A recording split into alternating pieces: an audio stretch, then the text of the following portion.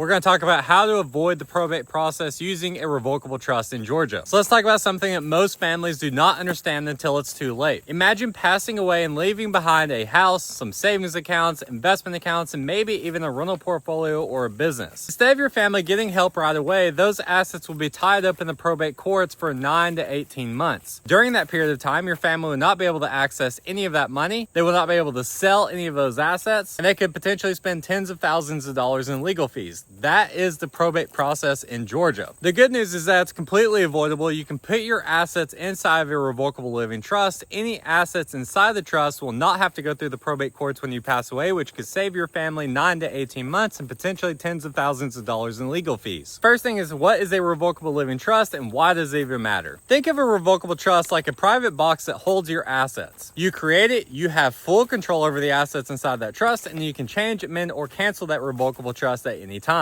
While you're alive and you're the trustee, nothing really changes in your day-to-day activities. You can buy, sell, and still invest into those assets. But legally, you no longer own the assets inside the revocable trust because you have transferred the assets out of your name into the ownership of the trust. And now the trust owns those assets, but as the trustee, you still have full control over those assets. And this is what's really important with the revocable trust, because you do not own those assets. They will not have to go through the probate courts when you pass away. And the only reason that assets will have to go through the probate courts is if you hold those assets in your personal name. So when you take them out of your personal name, put them into the trust, and you pass away, they will get to avoid the probate courts and go directly out to your family. What are some of the core rules that you need to know with a revocable trust? The first one is going to be that you are the grantor, which is just the person that's setting up the revocable trust. You can also act as the trustee while you're alive, which is the person that manages and controls the assets inside that trust. You would name a successor or a backup trustee, and that would be the person that steps into your role as trustee in the event that you become incapacitated or you pass away. They would take over the management of the assets inside that trust and then do the distributions when you pass away. You will also include any beneficiaries that you want the assets to go out to. And so you can control the distribution of these assets. You do not have to give a lump sum distribution like you have to with a will. You could do age-based distributions, event-based distributions, or just reinvest those assets on behalf of your family and then give it to them at a later date. Well, let's talk about how the revocable trust works. We're going to break this down into while you're alive and after you pass away. So the first one is going to be while you're alive. We would set up the revocable trust and the pour over will for you. After you have those set up, you would sign them in front of a notary and witnesses, and then you would transfer the assets into that revocable trust. So with any real estate that you would use a quitclaim deed or a warranty deed and transfer those properties out of your name into the revocable trust, and now the revocable trust would be the owner on title for that property. You would also retitle any financial accounts you have, like investment accounts, savings, or checking accounts, or you could just list the revocable trust as a designated beneficiary on those accounts. And if you have any business interests, like an LLC for a rental property or a business, what you can do is transfer the membership interest into the revocable trust and then update your operating agreements to reflect that the trust now owns it. For personal items like furniture or jewelry, you would just list those out inside of your revocable trust document and who those would go to. So everything else would just operate as normal. You would file those assets on your personal tax returns. You would still continue to make the mortgage payments, and you would still continue to manage the financial accounts related to the assets inside that revocable trust. So the next one is going to be after you've passed away. At this point, your backup trustee will step into your role as trustee and take over the management of the assets inside of that revocable trust. They would get a tax ID number for that trust because it turns irrevocable when you pass away, so that your backup trustee is unable to make any changes to that trust document. Then they would also collect all the assets that are inside of that revocable trust, pay off any debts that you owe, and then distribute the remaining assets out per the instructions inside of that trust document. With this, your assets will not have to go through the probate courts. They won't have to wait 9 to 18 months to receive those assets, and they will not have to spend tens of thousands of dollars in legal fees for the probate process. Pretty often, most of this is all wrapped up within a few weeks after you pass away, and then your family has ownership and control over the assets. So let's talk about funding the trust, because even though it sounds simple, this is the big thing that most people miss, which makes their assets have to go through the probate process. So it means that they set up the trust for no reason and they wasted thousands of dollars. Now, if you set up your revocable trust for your assets to avoid the probate process and you leave those assets in your personal name, they will still have to go through the probate process before they can be distributed out to your family. The reason being is that any assets in your name when you pass away will have to go through probate. And so this is important as you progress through life as well, not only when you set the revocable trust up. We will do an audit for you after you set up your trust and transfer the assets in there just to make sure that you have not missed any of your assets. But the other problem is going to be that most people will buy and sell assets, they open up new investment accounts, they open up investment accounts for their grandkids, they buy and sell rental properties, they may start a new business. They have all of these things going on, which is just life, and they forget to put these assets into the revocable trust, which means that those assets will have to go through the probate process when you pass away. So it's very important that you have regular checkups with your estate planning attorney to make sure that you're actually putting the assets inside of that revocable trust as life progresses and things change. So let's put some real numbers to all this. How much can you actually save from the probate process when you set up a revocable trust? Because the problem that most people have is that a revocable trust can cost thousands of dollars, and some people believe that that's too expensive. And a lot of people honestly shrug it off and just say, oh well, that's for my family to figure out when I pass away. They're going to have all of those assets anyways.